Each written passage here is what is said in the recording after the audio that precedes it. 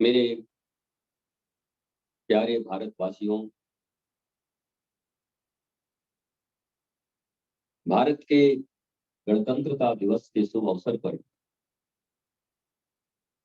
भारत राष्ट्र के कोने कोने में आह्लाद और आनंद के साथ मनाया जाने वाला ये राष्ट्रीय पर्व सौभाग्य है हमारा कि हम स्वाधीन हैं, स्वतंत्र हैं और हमारी व्यवस्था भी विश्व में सबसे अनोखी व्यवस्था है। लोकतांत्रिक गणराज्य। गणतंत्र का किसी भी पर्व और किसी त्योहार को मनाते हैं तो उसके शब्द के अर्थ को भी समझना बहुत जरूरी है। नहीं तो आने वाली पीढ़ियां एक दिन के तिरंगे को लेकर और बाकी जीवन में तिरंगे का सम्मान करना भूल जाएगी। गण का अर्थ होता है एक समूह। गण तो आप भी जानते हो ना, गण शिवगण, देवगण, गंधर्वगण, असुरगण, आपने सुना होगा।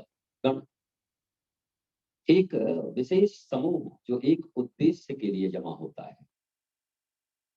गण और तंत्र दो शब्दों से बना है गणतंत्र। तो गण का अर्थ होता है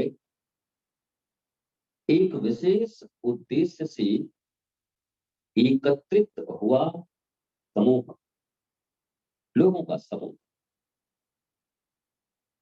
गणतंत्र दिवस का मूल अर्थ क्या? एक ऐसा समूह जो एक विशेष उद्देश्य से, तंत्र का अर्थ होता है सिस्टम, तंत्र का अर्थ होता है सिस्टम। कोई भी सिस्टम आपके शरीर में, कहते हैं कि तंत्र तंत्रिकाएं, तो जितने वेन्स हैं ना, जितनी आपके ब्लड बह रहे हैं, लहू बह रहा है, जो छोटे छोटे कल पुर्जे आपके शरीर में लगे हुए हैं वो तंत्र है। बस आप लगे रहो इस तरह। तंत्र। तो गण और तंत्र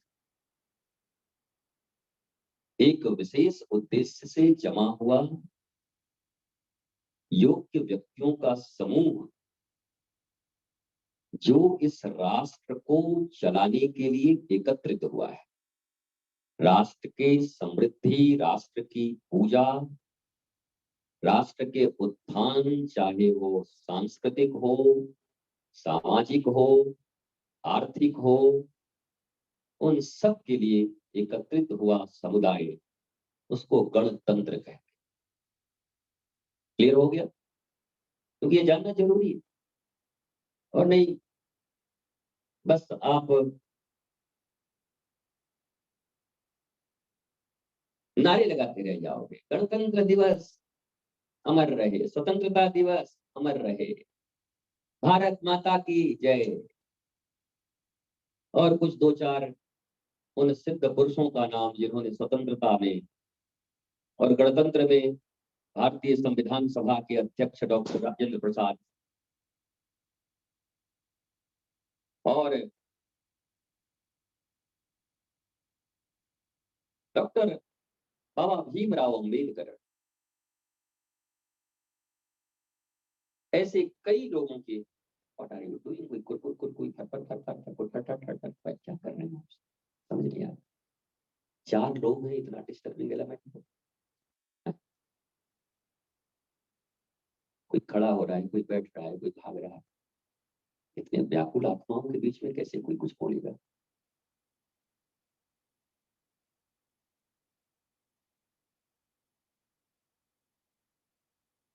गणतंत्र का अर्थ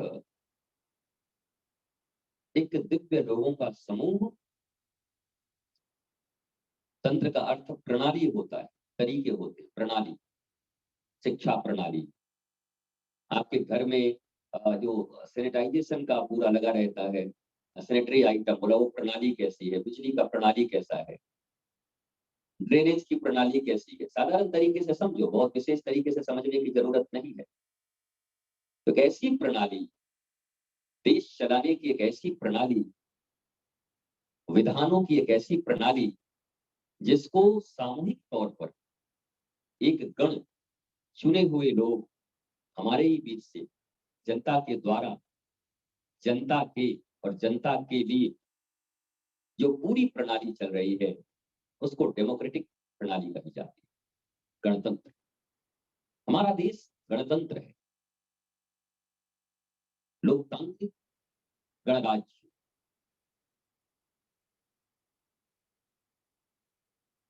और ये 1950 26 जनवरी को इस प्रस्तावना को सुपुर्द किया गया, लागू किया गया। प्रस्तावना तो पहले ही सुपुर्द किया गया था, लेकिन 26 जनवरी को विशेष कोई तिथि थी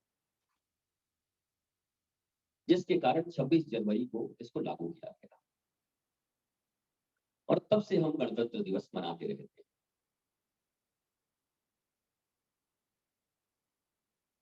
लेकिन भारतवासियों को यह भी सोचने की जरूरत है, इस गण को,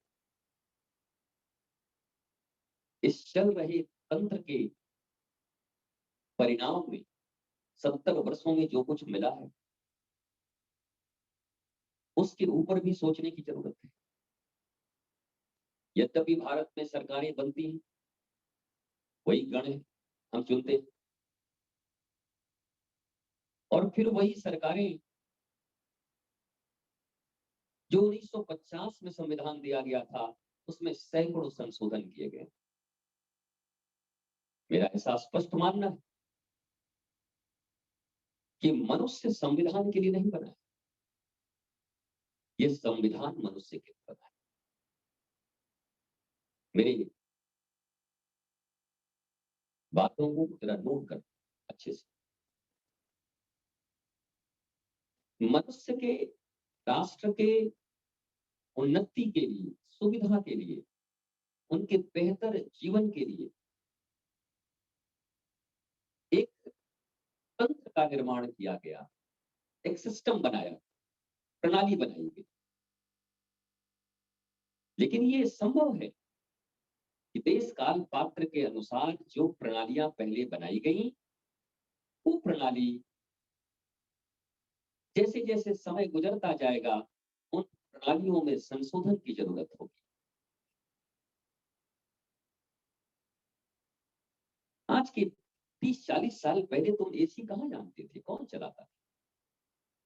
पर अब तुमने एसी लगाई। वॉशिंग मशीन कोई जानता नहीं था, ठकाठक कपड़े धोते थे गांव में घर पे। पर अब बटन पे सारा सिस्टम आ गया। सिलर लोड़ा पे तो मसाले पीसते थे, अब घर मिक्सी में करते। चीजें बदलती गई, एडवांस होती गई। इसलिए भारतवर्ष भी एक प्रगतिशील राष्ट्र है और भारत को इस संबंध में विचार करना चाहिए कि जो व्यवस्थाएं, जो प्रणालियां हमारे देश में हमारे हित के लिए बनाई गई थी, अब किसी कारणवश वो अहित कर रही हैं, तो उन प्रणालियों को समाप्त करके नई प्रणाली को लागू करना चाहिए। भारत में कई बार कई आवाजें उठती हैं कि संविधान को बदल देंगे लोग। संविधान बदलने का अर्थ क्या होता है? संविधान में संशोधन संविधान बदलाव ही तो है। जितने अनुच्छेद हैं, जितने नियम बनाए गए, कितना अमेंडमेंट्स हो गया। और ये लोकतांत्रिक देश है, लोगों के द्वारा चुनी गई सरकार जब संसद में बैठती है, हमारे यहाँ राज्यसभा और लोकसभा है, फिर दोनों संसद भवन में बैठे सांसद, माननीय सांसद का जब उनका बहुमत किसी नियम को खारिज करने के लिए तैयार हो जाता है और किसी नियम को बनाने के लिए तैयार हो जाता है, तो नियम खारिज भी हो जाते हैं और नए नियम बन भी जाते हैं। आपने देखा, भारत की सरकार ने भारत के अभिन्न अंग कश्मीर को भारत से पूर्णतः जोड़ने के लिए जो एक व्यवस्था बनाई गई थी, धारा 370, उसको समाप्त कर दिया। उस समय की परिस्थितियां क्या थी, कुछ खबर नहीं। लेकिन वर्तमान परिस्थिति में अगर ऐसी कोई धारा, ऐसा कोई अनुच्छेद जो राष्ट्र के विरुद्ध जा रहा हो, राष्ट्र के लोगों के विरुद्ध जा रहा हो, राष्ट्र के लोगों के जीवन को और दुरूह बनाते जा रहा हो, संविधान बना है भारत के लोगों के जीवन को और सरल सहज बनाने के लिए। लेकिन कोई नियम और कानून अब आपके जीवन को और दुरूह और कठिन बनाने लगे, तो ये लोकतांत्रिक देश है, हम ऐसी सरकारें चुनते हैं जो उस संविधान के उस नियम का संशोधन करके नए नियम को बनाते। तो ये बात भारतवर्ष को सब, क्योंकि आपने सुना होगा कई बार, आप संविधान के विरुद्ध नहीं जा सकते, आप संविधान के विरुद्ध नहीं जा सकते। संविधान सबके लिए एक समान विधान, संविधान शब्द ही है समान विधान, कोई विशेष नहीं है। भारत का प्रत्येक नागरिक, छोटा से छोटा जिसको आप कहते हो, बड़े से बड़ा, सबको समान अधिकार, सबके लिए समान नियम, इंडियन पिनल कोड सबके लिए समान। और वही देश, वही राष्ट्र बचता है जो समय के अनुसार अपने नियमों को परिवर्तित करता है, देश काल पात्र के अनुसार अपने नियमों को अनुकूल बनाकर अपने राष्ट्र के लोगों को सुख सुविधा, शांति, प्रेम, आनंद प्रदान करता है। नहीं तो हमारे शास्त्र में एक बात लिखी गई है, लकीर के फकीर। अरे ये तो लकीर के फकीर है।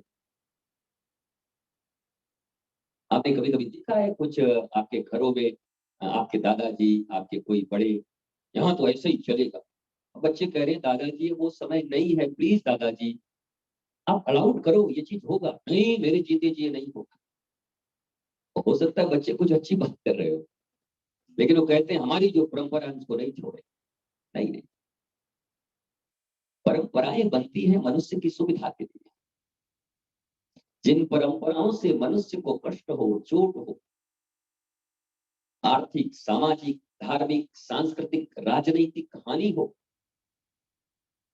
उन नियमों और परंपराओं को एक श्रेष्ठ समाज, एक श्रेष्ठ गणतंत्र, लोकतंत्र बदलता। और पुराने ऐसे नियम जो लोगों को दुख देते हैं, कष्ट देते हैं, उसकी जगह एक नए नियम को देता है जो लोगों के भीतर unity, integrity, peace, love, eternal bliss,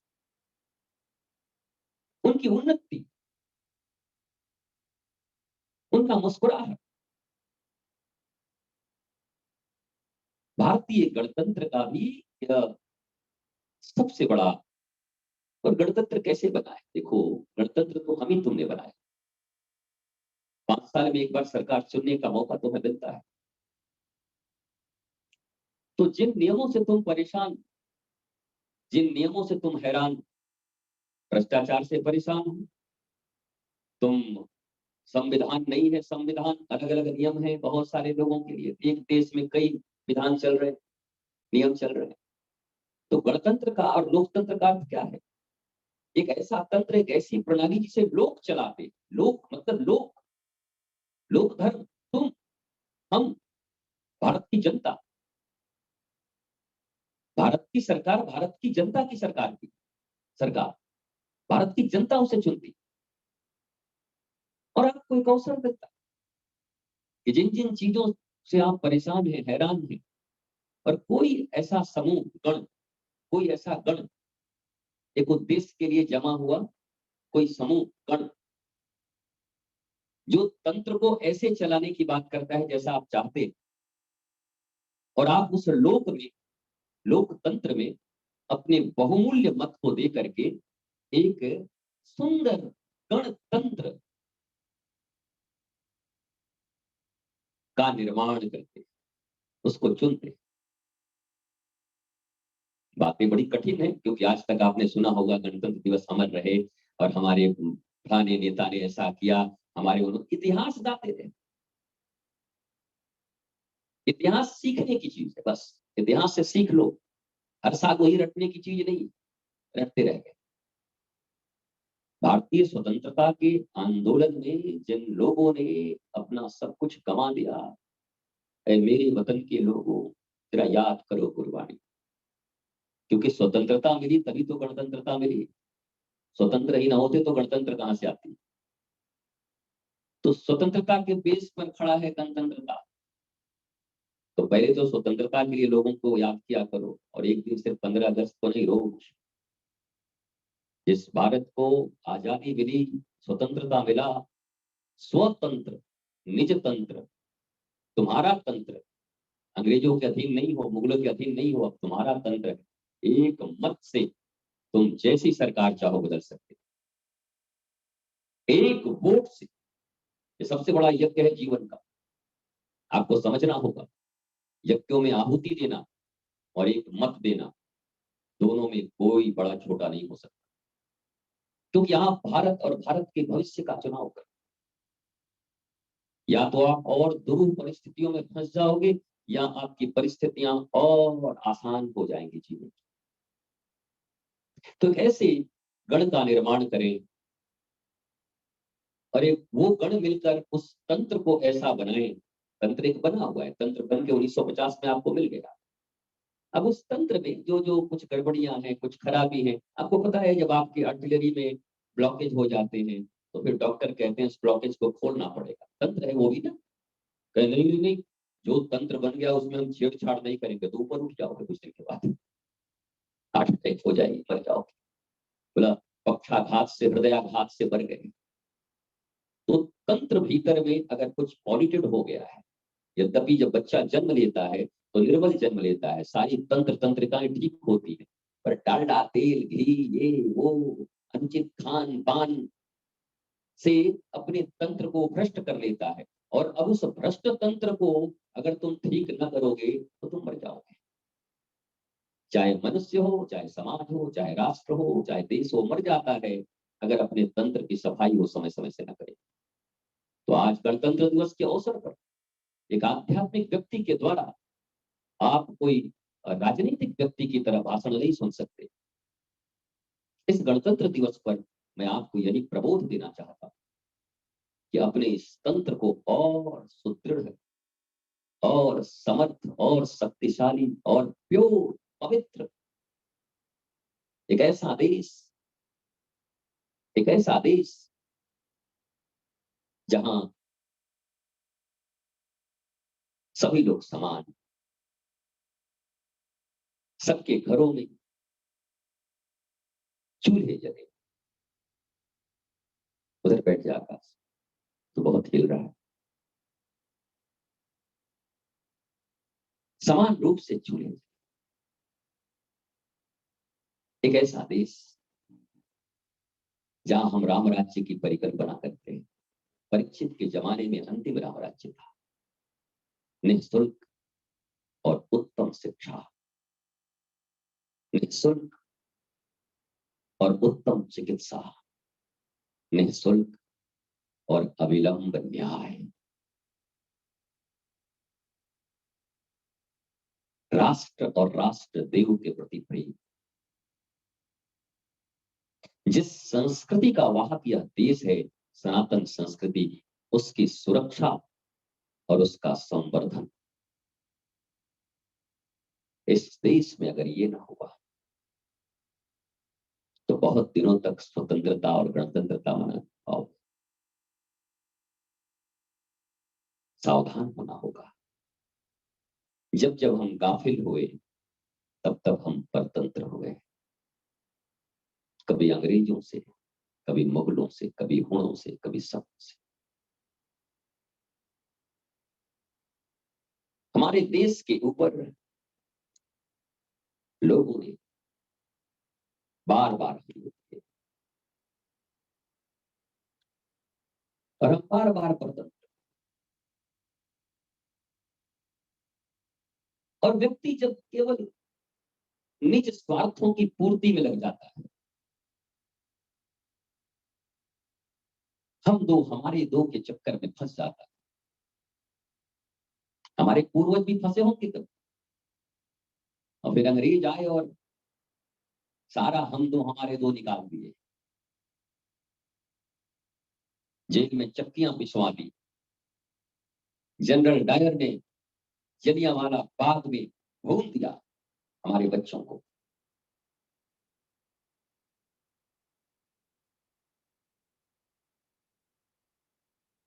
Chandrashekhar Azad जैसे लोग स्वयं को गोली मारने पे मजबूर हो गए। एक नौजवान जो इस देश के लिए जीना चाहता था, इस देश को कुछ देना चाहता था, पर अंग्रेजों के हाथों मरना नहीं चाहता था, अपनी बली बेटी बना दिया। भगत सिंह, राजगुरु इसमें फांसियों के तख्ते पे झूल गए। भगत सिंह की भी मां थी, भाई बहन होंगे, चिंता नहीं किया। हम दो हमारे, ये हम दो हमारे दो की पद्धति और नीच सेल्फिशनेस, नीच सेल्फिशनेस, ये भले ही प्रतीकों के रूप में तिरंगे झंडे लहरा के आप गणतंत्र दिवस मना लो, पर ये लॉन्ग लाइफ नहीं चलेगी अगर स्थितियां ऐसी ही बनी रहेगी। हर व्यक्ति अगर अपने निज स्वार्थ के लिए सोचता रहा तो ये गण भी स्वार्थियों का हो जाएगा। जब मतदाता स्वार्थी होगा तो सरकारें भी स्वार्थी होंगी, क्योंकि मतदाता ही सरकार को बनाती है। अपने निज स्वार्थ के लिए बनाई गई कोई भी वस्तु स्वार्थ से ऊपर कैसे उठ सकती है? भारत की जनता को कतई अधिकार नहीं कि वो सरकारों को पोसे, क्योंकि you are the creator and creator is greater than creation. Understand? Creator is greater than creation. तुम रचना करने वाले, रचना की हुई चीज तुमसे बड़ी नहीं हो सकती, पर तुम जिस मनोभाव से रचना करोगे, न्यूटन के लॉ के अनुसार प्रत्येक क्रिया के बराबर विपरीत प्रतिक्रिया। यद्यपि ये वेद की भाषा है, न्यूटन का नहीं। मैं वो वेद का श्लोक आपको एक दिन दूंगा कि ये वेद में लाखों वर्ष पहले इसका अन्वेषण हो गया। न्यूटन ने बेचारा सेव गिरते हुए देखा तो लिख दिया, उसको हम मान लिए न्यूटन का दिया। हमारी वैदिक संस्कृति में कोई ऐसे नियम है जो रहे ना हो, चाहे विमान बनाना हो, चाहे कुछ भी हो। भारत की समृद्धशाली जो संस्कृति है, भारत की जो समृद्धशाली सनातन संस्कृति है, ये सबसे ऊपर है। तो मुझे याद आता है, वो एक फिल्म देखी थी मैंने, वो फिल्म थी, आपको याद दिलाता हूँ, कालिंगा।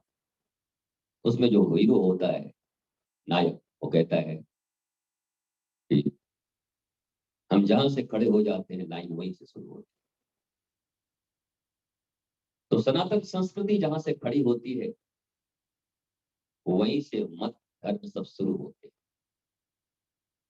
और भारत वही गणतंत्र है सनातन संस्कृति का। तो मैं कह रहा था कि जब मतदाता स्वार्थी होता है, निज स्वार्थों में लिप्सा में नोटों पे वोट देते हैं, तुम्हारे पर्सनल, तुम्हारे बेटे की नौकरी लगाने को कोई कह दे तो तुम 25 आदमी को बरगला के वोट दिलवा दोगे किसी को, और वो 25 मरते रहेंगे 5 साल तक, उनको कुछ नहीं मिल रहा, तुम्हारी उल्टू सीधे हो गए। ज्यादातर लोग ऐसे ही होते हैं, आप देखिए, जो ज्यादा आपको प्रेषित करते हैं, इनको दो उनको दो, उससे पूछो भैया क्या मामला है, वरना आप भी सुशिक्षित हो। केवल एकेडमिक क्वालिफिकेशन को मैं क्वालिफिकेशन नहीं कहता, बल्कि सनातन संस्कृति में जन्म लिया कोई भी बच्चा, वैदिक संस्कृति में जन्म लिया कोई भी बच्चा मानसिक रूप से बड़ा स्वस्थ होता है। ठाकुर रामकृष्ण परमहंस 4वीं क्लास फेल, पर पैदा कर देते विवेकानंद, जो पूरी अमेरिका को हिला के आ जाते। नहीं, आप जवाब नहीं देते मेरा कभी। मैंने आज तक कभी जवाब नहीं पाया तुम्हारा भारतवासियों की तरफ से। ऐसे तो फर फर बोलते रहते हो मुंह के पीछे, पर कभी तुमने जवाब नहीं दिए मेरे बातों का। जो एकेडमिक क्वालिफिकेशन का इतना पक्ष लेते हैं और जो स्पिरिचुअल एजुकेशन को पीछे धकेलते हैं, वो मेरी जवाब कभी नहीं देते। रामकृष्ण परमहंस और विवेकानंद को कभी, कालिदास जैसे अनपढ़ को कभी नहीं देखते, जिनको संस्कृत का स नहीं आता। उस समय संस्कृत ही भाषा थी, जैसे आज तुम हिंदी बोलते, उस समय संस्कृत बोलते थे। संस्कृत बोलना कोई पढ़े लिखे आदमी का काम नहीं था, भाषा ही संस्कृत। वो बेचारा गलत बोलते थे। आज भी जैसे हिंदी बहुत सारे लोग गलत बोलते हैं, तो पत्नी ने लात मार के निकाल दिया। पत्नी ने कहा तुमको देश की भाषा भी बोलने नहीं आती। और फिर जाकर माँ काली की आराधना करके उन्होंने कैसा संस्कृत का दिव्य ज्ञान प्राप्त किया। रघुवंशम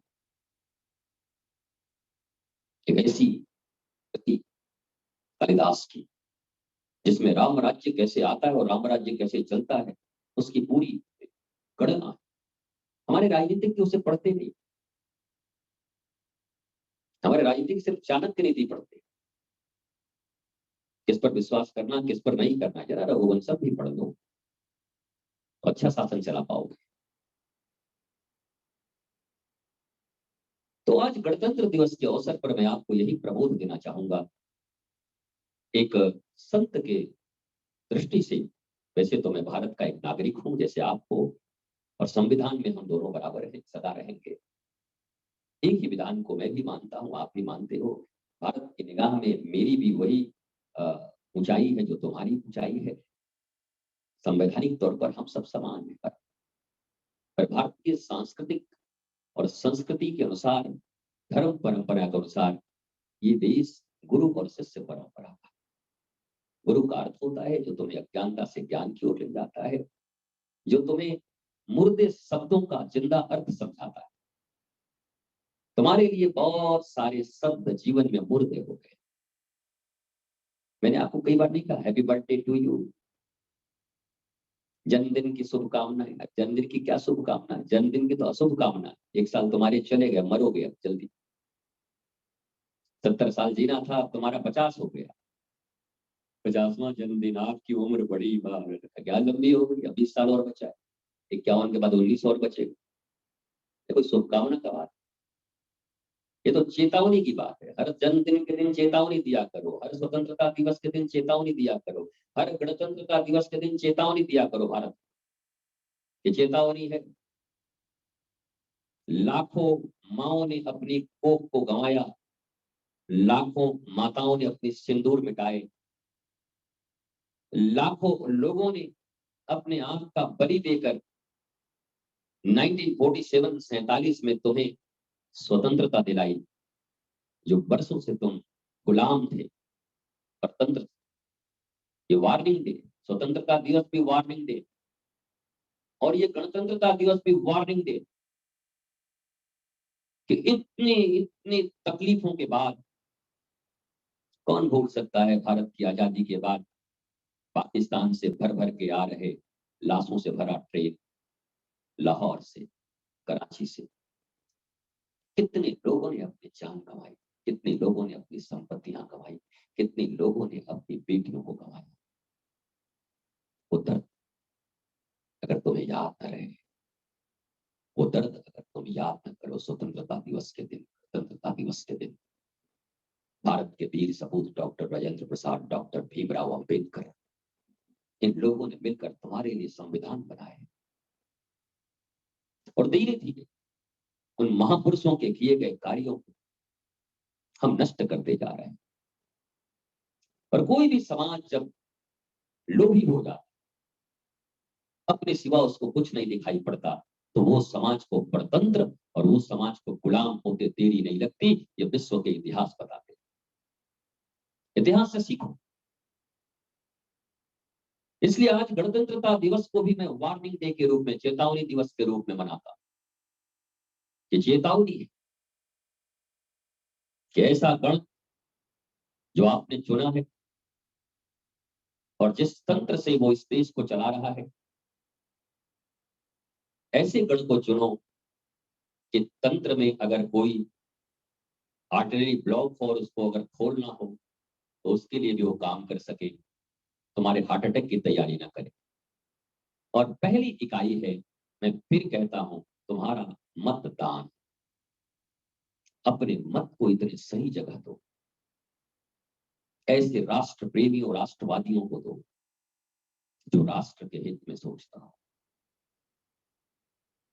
जो गण के हित में सोचता हो, जो तंत्र के हित में सोचता हो, जो लोक के हित में सोचता हो, जो प्रत्येक के हित में सोचता हो। विश्व विजयी तिरंगा प्यारा, झंडा ऊंचा रहे हमारा, भारत पुनः विश्व गुरु के पद पर आसीन हो। लेकिन केवल बातों से बात नहीं बनती। हम लोग बातों के धनी, हमारी बातें बड़ी बड़ी और हमारे कर्म बड़े छोटे। हमारी बातें बड़ी ऊंची ऊंची, ऊंची दुकान फीकी फीकी पकवान। बातें राष्ट्र की, बातें देश की, बातें लोक की, बातें गण की, और काम अपने अपने अपने बेटे। आप देखते हैं लोगों को दल बदलते हुए, किसी के बेटे को टिकट नहीं मिला तो दल बदल ले, किसी की बेटी को टिकट न मिला तो दल बदल ले, किसी को उचित मंत्रालय न मिले तो दल बदल ले। कोई राष्ट्र के लिए बदलता है? कोई ये कहता है क्या कि ये ऐसे ऐसे संविधान अभी सही नहीं है, ये धारा लोगों को समान अधिकार नहीं देती, भारत के प्रत्येक नागरिक के लिए एक समान विधान बनाना होगा? इसके लिए आपने लड़ते देखा लोगों को? It's totally depend upon you. ये सब आपके ऊपर निर्भर है। भारत की स्वतंत्रता क्षुण रहेगी, भारत की गणतंत्रता क्षुण रहेगी, ये कोई सरकार तय नहीं करेगी, ये तय करेगी जनता, गण, लोग। तुम ईमानदार हुए, ऑनेस्ट, तुम राष्ट्र के प्रति समर्पित हुए, तुम अपने धर्म और संस्कृति के प्रति समर्पित हुए, तो स्वतंत्रता भी बचेगी, गणतंत्रता भी बचेगी। और तुम जो निज स्वार्थ में केवल निज उन्नति की चिंता कर रहे हो, तुम भी बढ़ोगे, लोग भी बढ़ेंगे, तुम भी बचोगे, लोग भी बचेंगे। अकेले बच के भी क्या करोगे? अकेले बढ़ के भी क्या करोगे? चारों तरफ अवसाद हो, विषाद हो, लोग रोते हो, लूट मार काट मचा हो। बचे थे पाकिस्तान में अकेले लोग। भारत जब डिवाइड हुआ, पाकिस्तान बना, तो जो लोग लाहौर और कराची में उन्हीं लोगों के साथ मिलकर रहते थे, साथ में ईद, साथ में होलियां खेला करते थे, तलवारों से काट काट के भगा दिया, मार के भगा दिया। इसलिए तुम तभी बचोगे जब तुम्हारा परिवेश सही होगा, तुम तभी बचोगे जब तुम्हारे सराउंडिंग्स में लोग सही होंगे, समाज सही होगा, परिवार सही होगा, मोहल्ले सही होंगे, गांव सही होंगे, जिले सही होंगे, राज्य सही होगा, राष्ट्र सही होगा। राष्ट्र को चलाने वाले वो गण, वो विशेष व्यक्तियों का समूह जिसे तुम सरकार कहते हो, वो चुनी हुई सरकार में ऐसे त्यागी लोग, ऐसे विरागी लोग जो राष्ट्र धर्म और सनातन संस्कृति के धर्म को समझते हैं, वो रहेंगे तो तुम्हारी उन्नति होगी, सर्वांगीण विकास होगा। राष्ट्र बढ़ेगा तभी तुम बढ़ोगे, राष्ट्र के नियम अच्छे होंगे तभी तुम बढ़ोगे, तंत्र अच्छा होगा तभी तुम बढ़ोगे। नहीं तो कमा भी लिए तो लूट लिए जाओगे किसी। इतनी अराजकता फैल जाएगी कि तुम्हारी बहन बेटियां लूट ली जाएंगी कश्मीर की तरह। धन तो छोड़ो, जिसको जन्म दिया जिन बच्चियों को, वो लूट ली जाए। इसलिए गणतंत्र दिवस का यही अर्थ है कि एक ऐसे गण का चुनाव करो जो तुम्हारे तंत्र में जो खामियां हैं, राष्ट्र तंत्र में चलाने की प्रणाली में, उन प्रणालियों को सुदृढ़ कर सके, समीक्षा करके समय समय पर सुंदर प्रणालियों को विकसित करता रहे, एडवांस मॉडर्न प्रणालियों को विकसित करता रहे, और प्रत्येक जीव का चिंतन करता है, प्रत्येक मनुष्य का चिंतन करता है। जाति पाति मत से ऊपर उठकर प्रत्येक मनुष्य के संवर्धन, विकास, संरक्षण के विषय में चिंतन करने वाला मनुष्य जब ऑनेस्ट होगा, ईमानदार होगा, तभी वो प्रणालियों को विकसित कर पाएगा। नहीं तो गणतंत्र दिवस मनाने का क्या उचित? फिर तो ये प्रतीक मात्र है। गणतंत्र दिवस, गणतंत्र दिवस, स्वतंत्रता दिवस, स्वतंत्रता दिवस, गणतंत्रता दिवस, गणतंत्रता दिवस, बचपन से तो मनाते आ रहे हैं हम सब। यद्यपि प्रतीक बहुत जरूरी है। कम से कम एक दिन तो याद करते हो कि आज के दिन ही हमारे देश में हमारा संविधान लागू हुआ था। पहले हम अंग्रेजों और मुगलों के गुलाम थे, उनकी नीतियों पर चलते थे। तब लोकतंत्र, प्रजातंत्र और गणतंत्र नहीं था, राजतंत्र था। एक व्यक्ति के आदेश पर पूरे राज्य राष्ट्र चला करते थे। एक औरंगजेब पगला जाए तो पता नहीं कितने लोगों के गले कट जाएं, एक बाबर पगला जाए तो कितने लोग के गले कट जाएं, एक हुमायूं पगला जाए तो पता नहीं क्या क्या हो जाए, एक जनरल डायर पगला जाए तो पता नहीं कितनों को गोलियों से भून।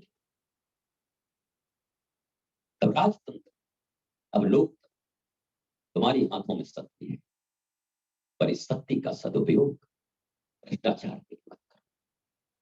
इस शक्ति का दुरुपयोग केवल निजी हित के लिए मत करो, वो भी पैसों के लिए, थोड़े पड़ने। इसलिए मेरा ऐसा मानना है कि गणतंत्र दिवस तभी सफल होगा जब प्रत्येक इंडिविजुअल, एक एक व्यक्ति अपने राष्ट्र और अपने सनातन संस्कृति को सोचकर आने वाले समय पर एक दिन तुम्हारा होता है 5 वर्ष में, वो तुम्हारा यज्ञ होता है। उस दिन सही जगह अगर तुम्हारी मतदान हो गई, कल ही मतदाता डे था, मतदाता दिवस, ये सारा स्वतंत्रता गणतंत्रता सब निर्भर है तुम्हारे मत पर। हाँ, इकाई वही है, न्यू यही है, फाउंडेशन वही। मैं भारत को, भारतवासियों को शुभकामना देता हूं और आज के गणतंत्र चेतावनी दिवस पर यह चेतावनी भी देता हूं कि अपनी निजता से ऊपर उठो, राष्ट्र और सर्वहित में सोचो, सर्वजन सुखाए, इस विषय में चिंतन करो। और निश्चित ही हमारे राष्ट्र का गणतंत्र और स्वतंत्रता दिवस युग युगों तक मनाया जाता रहेगा। 15 अगस्त और 26 जनवरी हमारे लिए सबसे बड़ा पर्व होगा, सबसे बड़ा त्योहार होगा। होली दीपावली से भी बड़ा त्योहार, क्योंकि राष्ट्र सुरक्षित है तभी होली मना पाओगे। औरंगजेब के टाइम में होली मनाना बड़ा कठिन था, बाबर के टाइम में होली मनाना बड़ा, दीपावली के दीप नहीं जलते थे, कठिन, जजिया कर लग जाते थे। तो ये तो सबसे बड़ा पर्व है, राष्ट्र पर्व है। गणतंत्रता और स्वतंत्रता दिवस बहुत उल्लास के साथ मनाओ, पर जागरण के साथ मनाओ, लकीर के फकीर नहीं, जागृति के साथ मनाओ और जागृति के साथ अपने मत का प्रयोग करो।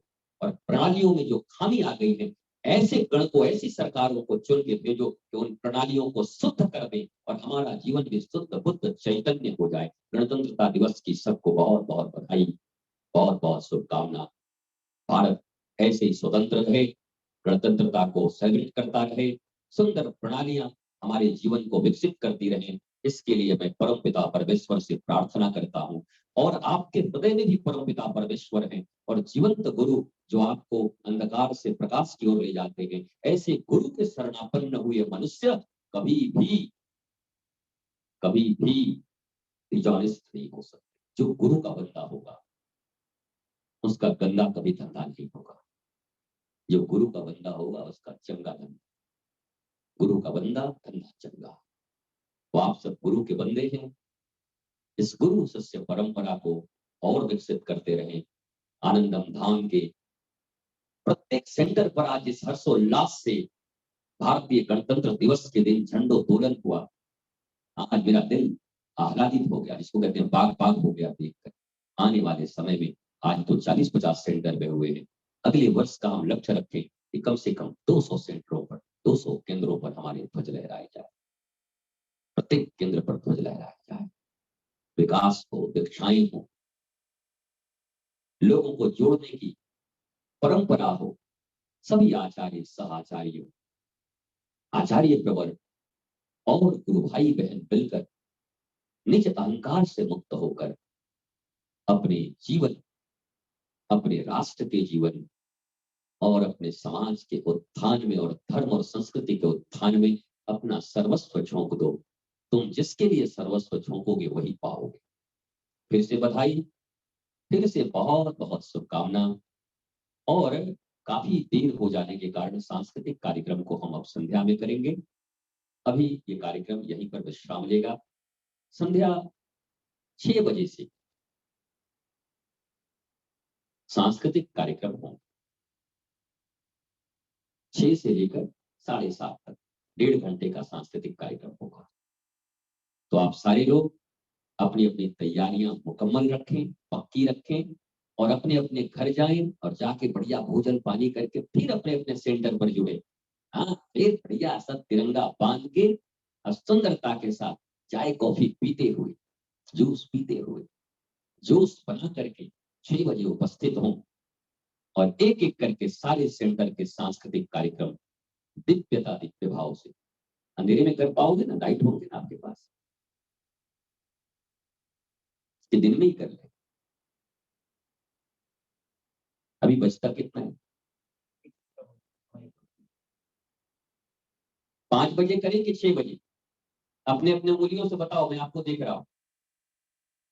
सारे लोग उठाओ, जो जो जहां बैठे हो, मैं सबको जूम में देख रहा हूँ। 5 बजे करें कि 6 बजे? 5 बजे करना है तो पंजा उठाओ, 6 बजे करना है तो ऐसे उठाओ, थोड़ा इधर थोड़ा सा, 6 और उठाओ, सभी उठाओ, 5 5, अरे सभी उठाओ, दांत निकाल के मुस्कुरा रहे हो, हाथ उठाओ, 5 या 6। अरे नोएडा, ग्रेटर नोएडा के आचार्य 6 कह रही है, मुनियार 5 कह रहे हैं, राजेंद्र कुमार शर्मा 5 5 6 5 5 6। अंधेरा कितने बजे होता है? 6 बजे। 5:20 से कार्यक्रम शुरू हो।